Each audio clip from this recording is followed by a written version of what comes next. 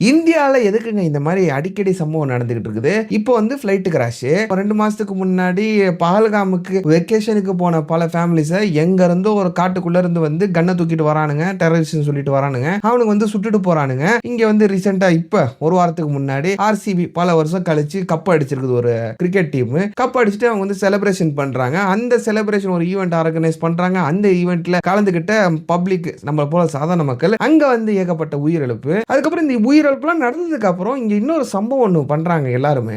நாங்க வந்து 10 லட்சம் ரூபாய் குடுக்குறோம் அப்படின்னு சொல்லிட்டு ஆர்சிபி அனௌன்ஸ் பண்ணிட்டு இருந்தாங்க. என்ன உயிர் போனதுக்கு அப்புறம் 10 லட்சம் ரூபாயா? அதுக்கு முன்னாடி நீங்க வந்து கரெக்ட்டான ப்ராப்பரா பிளான் பண்ணியிருந்தீங்கன்னா இந்த உயிரிழப்பு நடந்திருக்காதே. அதெல்லாம் பண்ண மாட்டீங்க.